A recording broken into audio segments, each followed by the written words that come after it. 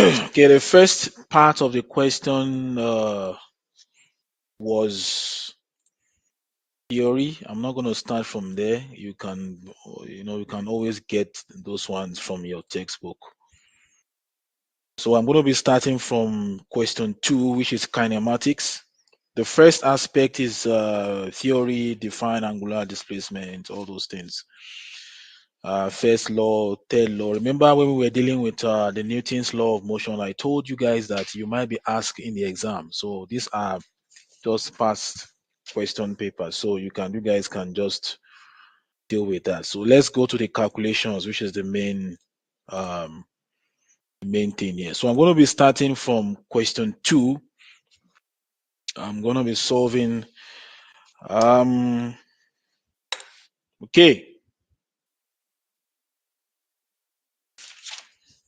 With this question 2.1, I realized that this question, if you check the textbook that we are using, if you check, I think activity 1.2 question 3, activity 1.2 to question 3, you see this kind of question there. This is actually past question paper, but if you check that textbook, activity, I think 1.2 question 3, you'll see this kind of question there. And this question, we did this question in class already.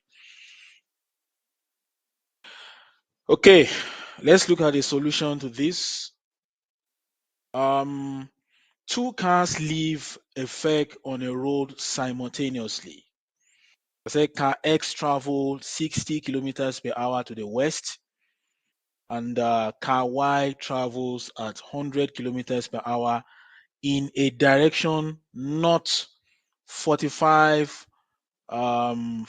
degrees east. 45 degrees what? East. Let me sketch. Some of you guys, actually solve this question without sketching. Okay, let me sketch it here, then I will now transfer it to the other side. So this is how your diagram will look like. So we have, this is the west direction, and then northeast. This is northeast direction. If you guys are with me, this is a northeastern direction. So this is velocity of car X. They said that is 60. So that is 60 kilometers per hour. And then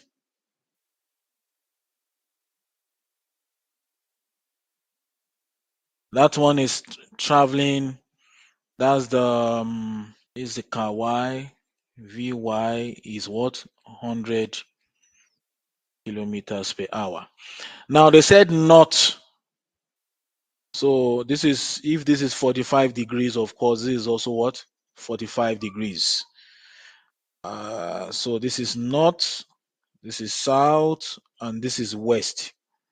So of course, this is what? East.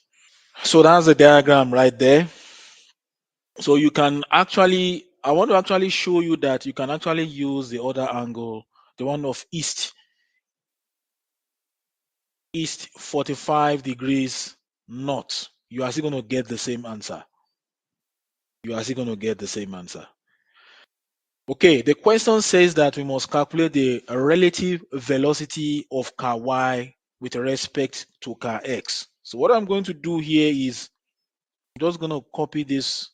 I'm going to put it here so that we can deal with that question.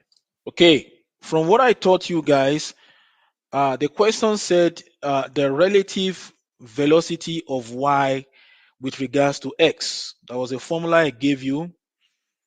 Velocity of Y relative to X. I don't know how to write this. On the X-axis squared plus velocity of Y relative to X on the Y-axis squared. So this is the formula that you are going to use. So of course, this is what we are actually looking for. But then I'm going to write some parameters here that we are going to use for our calculations. The velocity of x relative to the ground on x-axis is what? Minus 60 kilometers per hour. I believe you know the reason why it's minus, because the arrow is pointing towards the negative direction, which is the west. So the velocity of x relative to the ground on y-axis is 0 kilometers per hour. The velocity of y relative to the ground on x-axis is equals to what? So we are going to resolve that into vertical and horizontal. Component is going to be 100 sine 45 degrees, and then for the vertical is going to be 100 cos what? 45 degrees. No. Don't change it to meters per second, Michaela. Don't convert it to meters per second. Remember, we are dealing with relative velocity. We are dealing with the concept of velocity here. So we will just use the kilometer per hour the way we are given. Okay, so just use the unit the way, if you are given in meters per seconds, you use it in meters per second. If you are given in kilometers per hour, you don't need to convert that. Okay, so let's determine the velocity of y relative to x on the x-axis. I said it's going to be the velocity of y relative to the ground on x-axis minus the velocity of y. So this is going to be the velocity of y relative to x on the x-axis minus the velocity. Um, no, let me cancel this. This is going to be the velocity of y relative to the ground on x-axis minus the velocity of x relative to the ground on x-axis. I thought we were doing the combination, the combined one. So the velocity of y relative to the x on x-axis, um, the velocity of y relative to the ground on x-axis is what? 100 sine what? 45 degrees minus the velocity of x relative to the ground on x is minus 60. Velocity of y relative to x on the x-axis is equals to what? This is going to be 100 sine 45 plus 60. 100 sine 45 degrees plus what? Plus 60. So this one will give you what? This is 130.71 kilometers per hour. So what we have determined is this. We need to determine this as well. So for that one, we are going to determine that here, the velocity, so that is the velocity of y relative to x on y-axis. So it's going to be velocity of y relative to the ground on y-axis minus velocity of x relative to the ground on y-axis.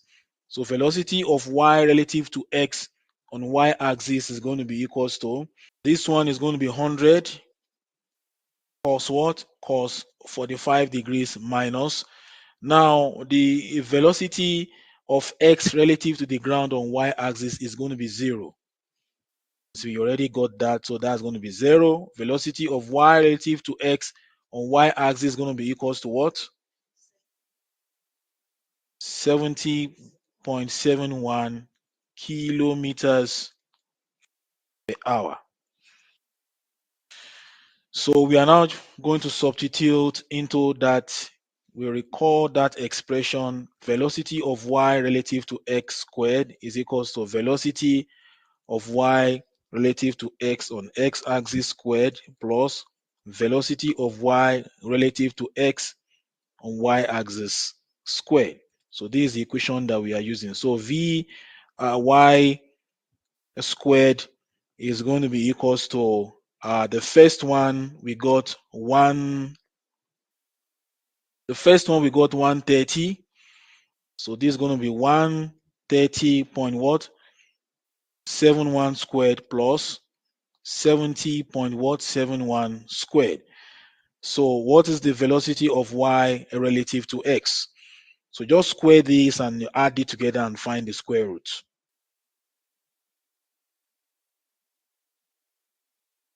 I see that some of you guys, you use a very different method, which is still correct. It's not going to be marked wrong. If you have another method that you are using, but this is the method that I prefer to teach you guys because this is quite more easy. So this will give you 148.61 kilometers per hour. Okay, so that is the relative velocity, but the question says that the direction. So with the direction now, we are going to take, we know that the velocity of y relative to x on x axis is 130.71 kilometers per hour, and the velocity of y relative to x on y axis is what? 70.71 kilometers per hour. They are both positive. So I'm going to draw them. So I'm going to draw them. It's going to be in this form. And then I'll draw the other one. Positive direction, positive direction. So this one is v yx on the y-axis. So this one is 70.71. Velocity of y relative to x on the x-axis. This is 130.71 kilometers per hour. So the direction now, direction is going to be from here. So that's going to be the resultant. Let me just make that white. So this one was the one that we got, velocity of y relative to x. That arrow there is 148.61. That is what we got. So now we want to determine the what? The direction, which is the angle. The direction. So in order for us to determine the direction, we can actually construct two right angle triangles here. There's the first one with 90 degrees. This is the second one. You can see that the angle that you get there is going to be the same because of alternate angles. So if I label this A, B, and C, so which is triangle one, this right here is also 70.71 because it's parallel to this, and then the top one there with that direction is also 130.71, isn't it? Kilometers per hour. So we can use tan of theta. I'm going to use the first right angle triangle. That is triangle ABC. So the opposite there is what? Opposite there is this. This is opposite because it has 90 degrees, 70.71 divided by the adjacent, which is what? 130.71. So your theta is going to be arctan of 70.71 divided by 130 point what? 0.71. Can someone give me the value of the angle there, the theta? 28.41. Now, if you see that we put our angle here, so we are referencing what? This is north and this is what? East. So we are going to write it as east because the angle is referencing that direction. You said it's 28 point what? 41, right? 28.41 degrees what? North. So this is the direction and this is the magnitude of the relative velocity. Who got it? Guys, I don't know why you guys are converting, but I don't know whether you will still get the same answer, but I've not started marking your script yet. We are just finished the test, but you don't have to convert. uh, so just like what Tebogo said there, it's only when you want to find a variable or something, you need to combine different variables, maybe velocity, distance, time. So that is when you do your changing. You want to convert diameter, millimeters to meter. That is when you do conversion.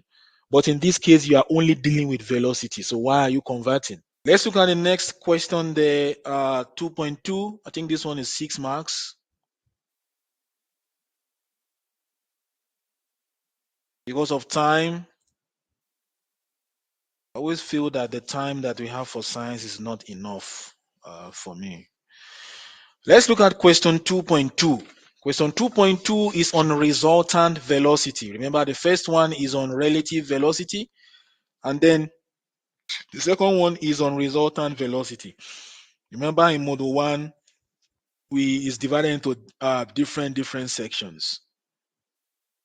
Okay, Okay, with this one here, they said it's a canoeist is rowing on a valve dam at a velocity of 4 meters per second in the northern direction.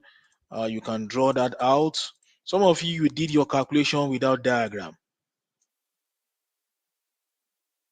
Northern direction, that is the velocity of the canoe, 4 what? Meters per second. So this is the northern direction. So from here, so it goes in the northern direction.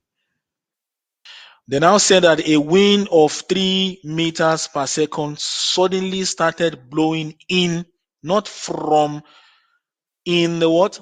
Southeast direction. So which one is the southeast? This is southeast direction, isn't it? Southeast direction, southeast direction. Some of you guys, you can see here, I said when you are dealing with resultant velocity, the direction of your arrow is very important. If you have placed your arrow in a very wrong way, you will get a wrong answer. I think there was a script that I marked out of the ones that I marked. There was a student that actually put this arrow here. It will give you a wrong answer because if you want to do the false analysis of this, is this direction and this direction. So it's positive here, is negative here. But then with this one, if the arrow is pointing here, it's actually pointing downwards and this. So this one is positive and this one is what? This one is negative. But in the other direction, you can see the other one is positive, the other one is negative. So it will give you a wrong answer. And I did emphasize on this that we must try and read the question very carefully. They said it is blowing in the what? Southeastern direction. So it is very important. There was a script that I marked, the arrow was pointing in the other way around, and I couldn't find anything to mark there. So everything was just wrong. So that is how sensitive when you are dealing with resultant velocity, you have to be very careful of the direction of the arrow. You want to ask something? Velocity of the wind, 3 meters per second. So what I need to do here is I need to resolve this into vertical and horizontal component. If I say this is my horizontal component, you can see this is facing down. This is going to be my 90 what? 90 degrees. And if the angle is not given, is what? 45 degrees. So this is the vertical component. This is the horizontal component. So with the vertical component, that will be what? This will be 3 sine what? 45 degrees. Horizontal component, this will be 3 what? Cos 45 degrees because of the direction of the arrow. So with resultant velocity, remember, you need to calculate the total vertical component and the total what? Horizontal component. So at first, then you can now determine your resultant velocity in terms of magnitude and direction. So with the vertical component, you can see that we have, with this one is facing up here, which is 4 meters per second, and the other one is facing down. So in order for you to get um, the summation, there is going to be 4 minus what? 4 minus 3 sine what? 45 degrees. I want someone to give me that answer. And then while this one for the horizontal component is just going to be what? 3 cosine of 45 degrees. First one is what? 1.88 meters per second. The horizontal component is what? 2.12 meters per second. Okay, so how do you calculate the resultant velocity? So now, because both of them are positive, you work with what you have. You have the arrow pointing up, vertical direction, then you have the other one pointing the other side. This is for the horizontal component.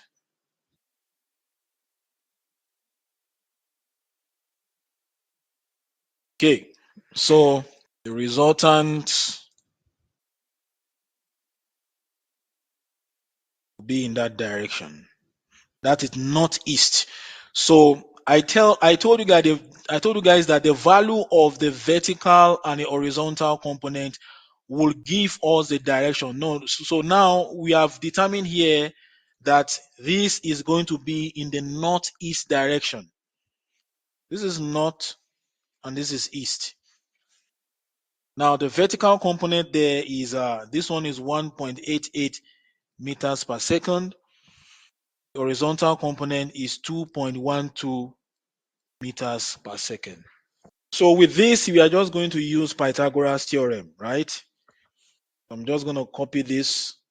So using Pythagoras theorem,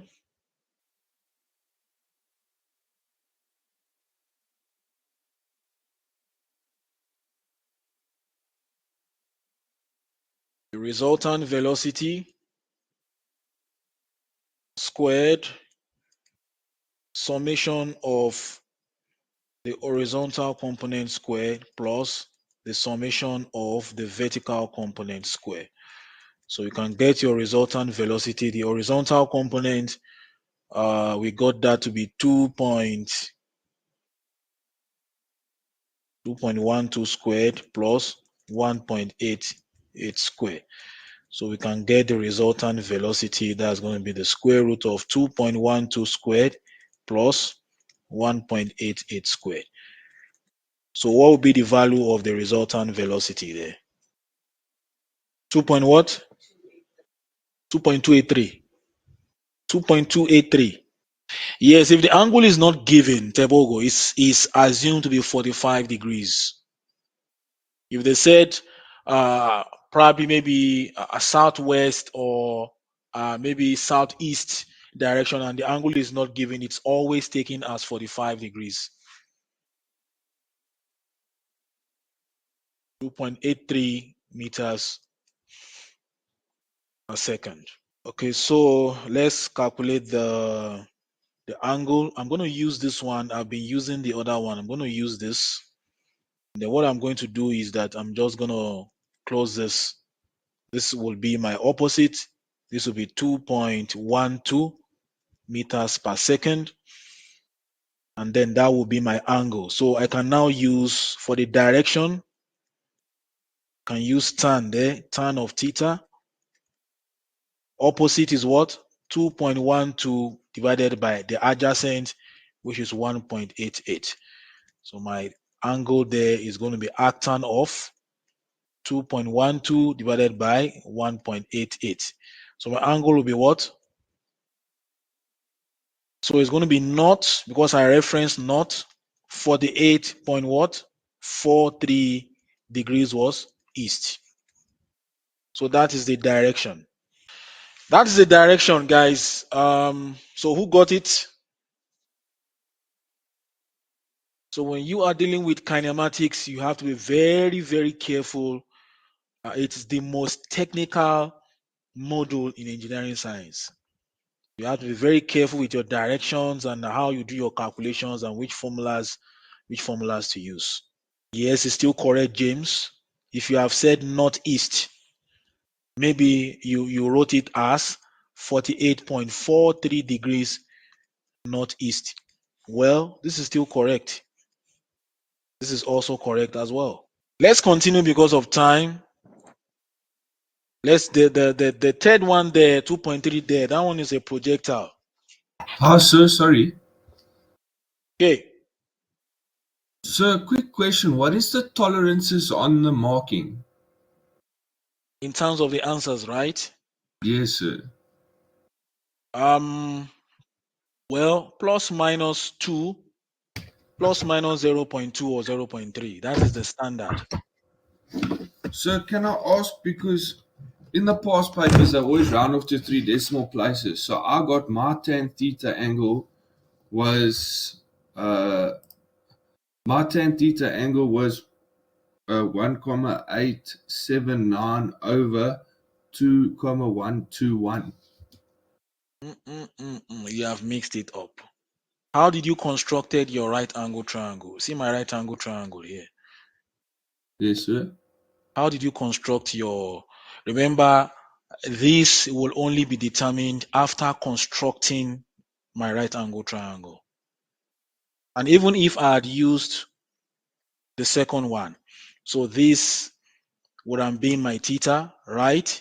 And this would have been what? 1.88. So it's still going to be, let's see, if I've used my tan, if I've used this, remember I used it. If I've used the second one here, is going to be equals to my opposite is going to be what? 1.88 divided by what? 2.12. Remember I said that when you get one angle and then when you subtract it from 90 degrees, you should be able to get the other one, Yes, sir. which is what? 41. The other angle is what? 41 point what? 0.57. So this one will now be written as, with this one, it will now be written as east, right? 41.57 degrees north. This is still correct. This Sir, is but still correct. This is still correct. I got 41.538. Is that It's, fine? it is correct. It's Okay. correct. Yes, it's still correct. Okay. Very correct. Remember, I told you in class, I said that the numbers after the decimal point, you understand, it doesn't necessarily, it doesn't have to be the same, because you guys, you can't think the same way. Like here I use 1.88 squared. Someone would have used 1.9 squared. That is where the variation comes from. And I said at the marking center, these are the things that we look at um, as a specialist in the subject, and when we are marking nationally. So that's why I said plus minus 0.3, 0.2. Okay. Okay, thanks, sir. Yeah. So it's still very correct. So if you have written your answer in this form, it's still correct. In this form, it's still correct as well. Any other question before I move to the projectile? Okay, guys, when you are answering questions in kinematic, let's stick to what they are asking us to do. So if you look at the way the questions are being solved, they are being I'm being specific in terms of my answers. The reason why is because you see these guys at the marking center, they mark according to what is there in the memo. You understand what I'm saying? What is not there in the memo, they will not mark it. What you have written might have been correct, you understand, but specifically, this is what they will want to see. You understand? Now, let's, without wasting much time, let's just look at this very fast. This is a projectile question here. I'm just gonna just do a sketch here. I like to sketch.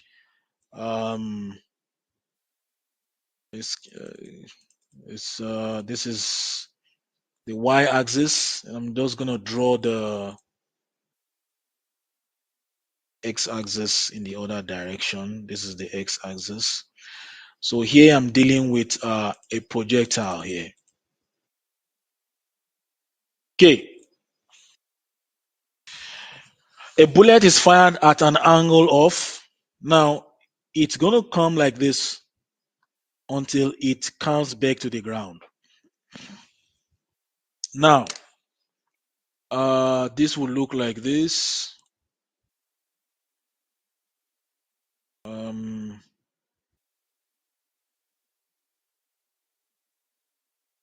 so this is actually what you need. This is Let's say this is 29 degrees. So I'm going to do this.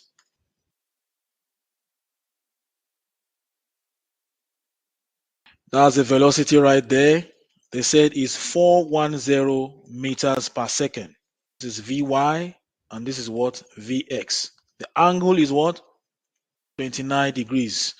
So let's quickly find the Vy and the Vx. The Vy is going to be 410 cos 29 degrees. And then your Vx is going to be 410 sine what? 29 degrees. Can someone give me the value? Give me the value of this. The cos is what?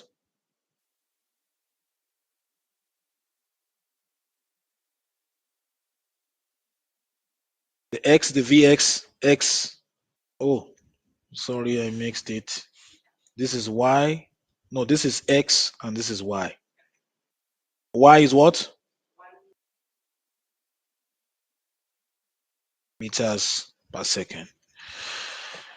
Okay, let's quickly look at that. The first question says that we must determine the time taken for the bullet to reach the maximum height. So you can use this formula V equals U plus what? Plus AT. So you can calculate your time V minus U.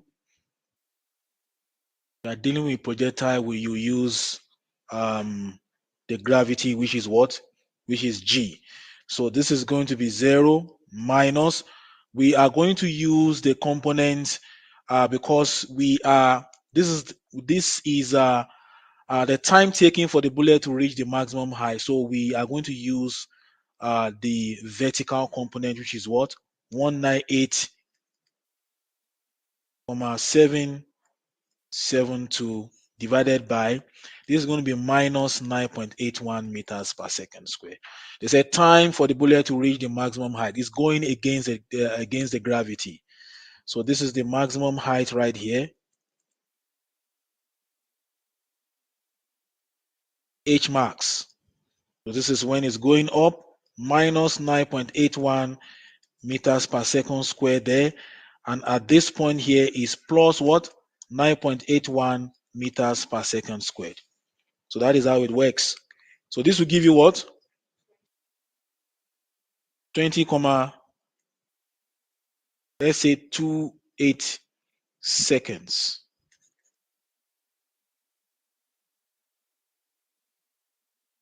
The maximum height reached by the bullet.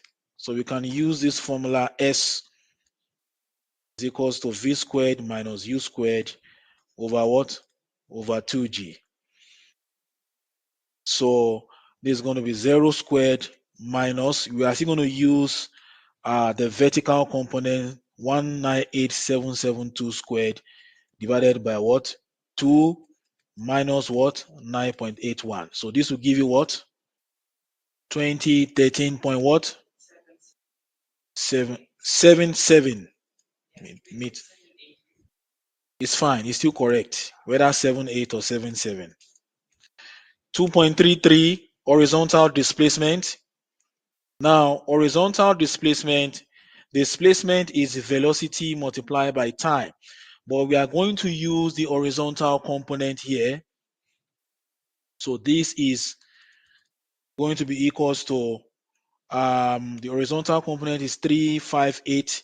So this is going to be 358 point what? 59 multiplied by, now if you look at the time, I want you to look at something. They said it took um the ball 20.28 seconds to reach the maximum height. And then from the maximum height to the ground, that's another 2 point what? 28. So you are going to multiply this by 2. 2 times 20 point what? 28 seconds. So it's going to be twice now. So this will give you what? 14544 point what?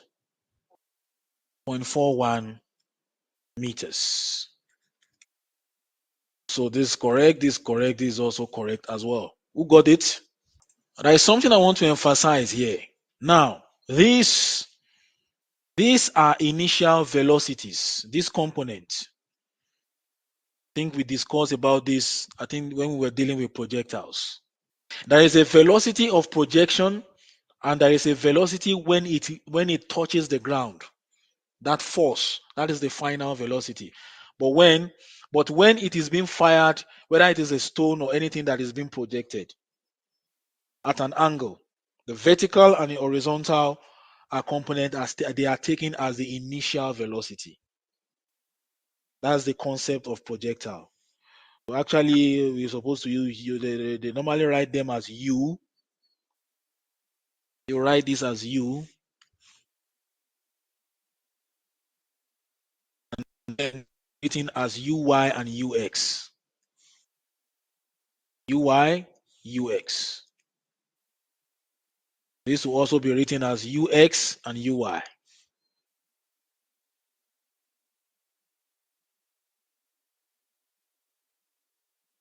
This one uy, this one uy, this one is ux.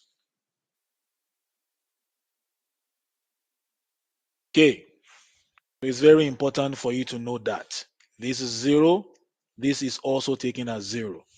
Yes, Roaldo, I saw that some of you guys you use a different formula, you will still get the same answer.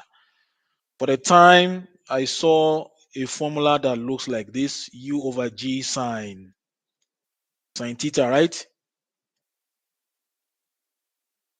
Then there is another formula I saw for this one is u squared over what? 2g sine square theta. I know all these formulas. You can also use this as well. And then that distance there is taken as L u squared over g sine what? Sine 2 theta. If you use these formulas, you are still going to get the same answer. Is that what you are talking about, Ruado? Are you talking about those formulas? Is it these ones? Because of time, guys, let's move on. Question 3. Uh, okay, this one is 3.3. I think there is an objective question there. 3.1 and 3.1 and 3.2. Guys, I'm just gonna do that here. I have the question here. You can read it there. 3.1.1, they said a blue racing car of mass, we're given a mass of 1.8 tons. 1.8 tons, that is 1,800 what? Kilograms around a circular path. The diameter is given to be what? 120 meters. And then we are given the speed of the car to be 180 kilometers per hour. We are to determine the angular displacement. This one is easy. Angular displacement is equals to the distance over what? Over r. Distance over r. Distance is given to be what? 35. The 5 meters. This is 35. The radius is the diameter is 120. Radius is going to be 60. So this is going to give us what? So the answer there is D. Let's be fast now. 3.1.2. The angular velocity of the car. We can determine the angular velocity of the car is the linear divided by r. Michaela, this is where you can convert this to meters per second. So this will be 180 times 1000 divided by 3600 divided by the radius, which is what? 60. This will give you what? Calculator 0.833 radians per second. Which option is that? Option C, 3.1.3. No, 3.2. 3.2. What are they saying there? 3.2. A machine has a torque of, the torque is given to be what? 228 Newton meters. Its spindle, the diameter of the spindle is also given to be what? 68 centimeters. the rotational frequency of the spindle. You check the unit, is in radians per second, so that is angular velocity, radians per second. The first question there, 3.2.1, you must determine the power. I know that power is a function of torque. So with my power, I'm just going to multiply my torque by what? 12.5. So it's going to give me what? 2850 watts. So this is 2.8 what? Kilowatt. 3.2.2. The efficiency of the machine. If the efficiency of the machine, so this is the symbol for efficiency, 94%. You are asked to calculate the what? The input power. There is a formula that I want to give you now that connects the efficiency and the output and the input power. So this is a generic formula. So when we are talking about efficiency, efficiency is equals to the output power divided by the input power multiplied by what? 100%. Sometimes the input power is being referred to as the motor power. Okay.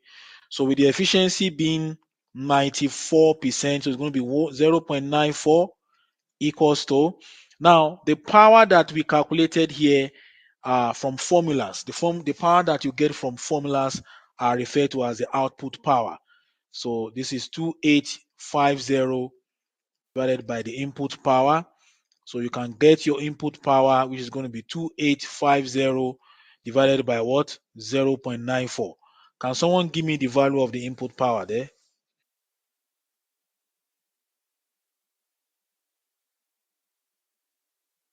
3031 watt, or you can write it as 3031 watt? 9. So that is 3032 watt. So is option what? Option C. That is in kilowatt. These ones are easy. Let's go to the third part. The spindle of a stirrer rotates at. I told you that when they give you a rev per minute, it's capital N, 3000 revolutions per minute, and slows down to. So this is the initial speed, and this is the final speed, 1000 revolutions per what? Per minute. And then it makes what? 80 revolutions during the deceleration period. So you have to calculate the angular displacement. Angular displacement, I'm just going to give you a quick formula here, is 2 pi multiplied by the number of revolutions. There are other formulas that you can use as well. So this is going to be 2 pi multiplied by what? 80. So this is 160 pi what? Radians. I'm trying to be fast here. The second question, this is 3.3.1. Question 3.3.2, the angular deceleration. So you can use this formula. It's a formula W2 squared. That should be the final initial squared minus the final squared. It's final minus, I'm trying to remember the formula. It's final minus the initial squared divided by 2 theta. This is the formula that you are going to use. So with your final and your initial, final, you can use 2 pi n final over 60. So this one is going to be 2 pi. The final is what? 1000 divided by 60. You get your value. The initial is 2 pi n initial over 60. So it's going to be 2 pi multiplied by what? 3000 divided by what? 60. What's the value of the final? Can someone give me the value of the final angular velocity? radians per second. And then the initial is what? 105. Okay. 100. Okay. So this, you just put your square there. The final, this is going to be 104 point what? 72 squared minus, you said it's 100, right? So this is going to be 100. Are you sure? Guys, is this correct? 2 theta. Your angular displacement is what? Your angular displacement is what you got there. That is 160 what? 160 pi. 314.16. That's correct. Is that correct? Radians per what? Per second. Let's move to dynamics. Dynamics is the last one here. Let's look at the question. The question says that a soccer star is traveling with a car of a mass of um,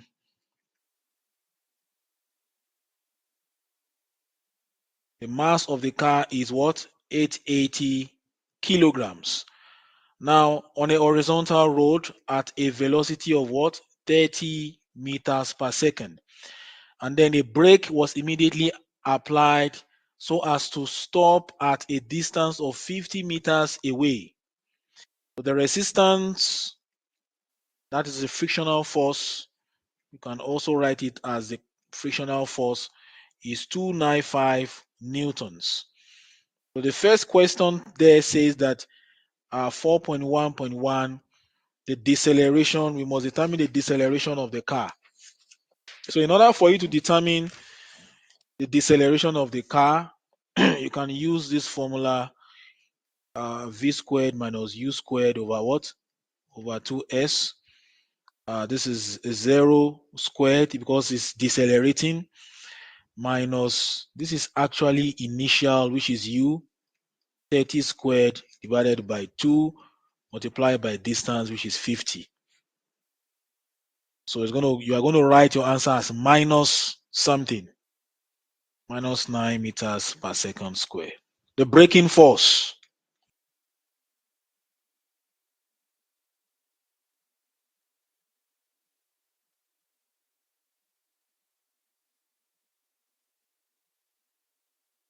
Now, this is the direction of the motion, right? Now we have the resistance force or the frictional force here, right? Now, because it was suddenly a braking force was applied, so the braking force, this is going to be facing the other side. This is the initial movement, which is the force. The resultant force here, because a braking action is being applied. So instead of us, remember I said that the resultant force is the accelerating force. It's also the working force. It's also the net force. So in this case now, because a deceleration is happening, instead of us saying that the resultant is the accelerating force, so in this case now, the resultant or the net force is the decelerating force. So the decelerating force now, according to the force analysis here, is going to be the braking force plus the what?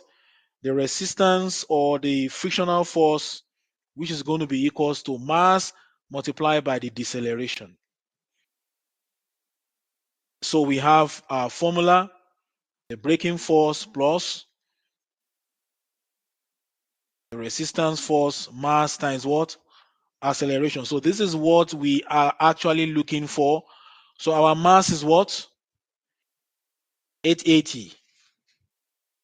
Our deceleration is what? Minus 9. So you use it as what? 9. Minus the resistance force there given is what? 295, 295 newtons. So what will be the braking force there?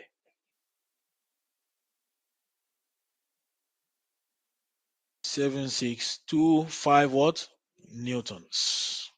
Let's look at the last part of the question. Let's look at the last question there. I think I'm going to sketch here. A locomotive if pulling a train of mass 150 tons up a hill. So I'm just gonna draw an inclined plane here. This is also similar to the ones that we have been doing, what we have been doing in class.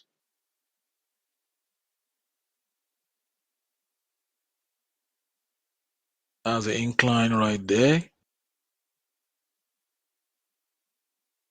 The incline is what? 10 degrees.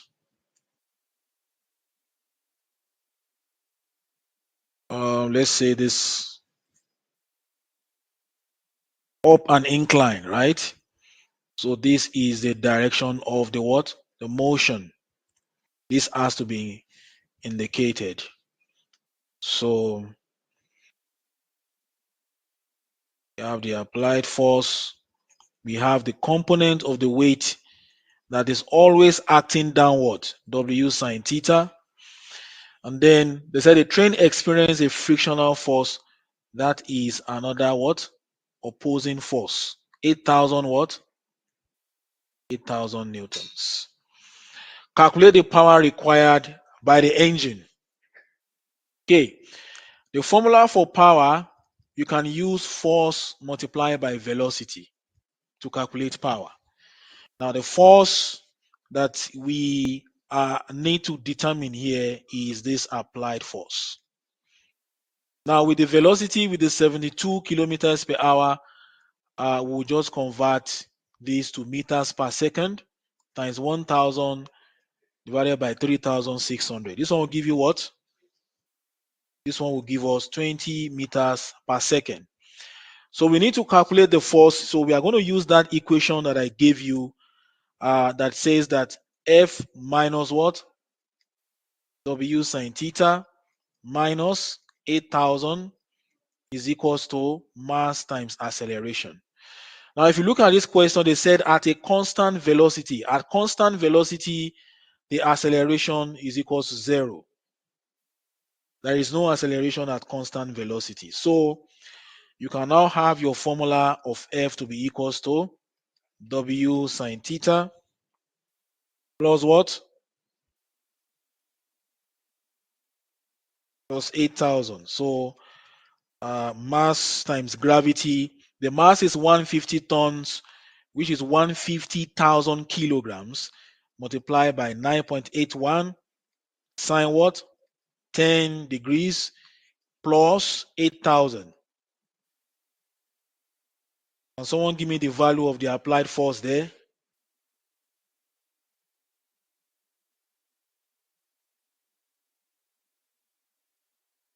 That's a force there. Then you apply this formula to calculate your what? To calculate your power.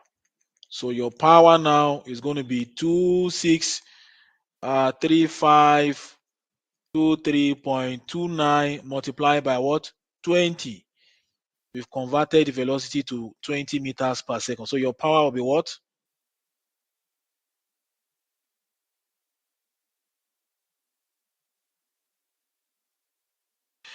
So you can write this in megawatt even. If you want to write this in megawatt, 1, 2, 3, 4, 5, 6. So this is going to be 5.27 megawatt. Who got this answer? This is similar to the ones that the questions that we have been doing in class.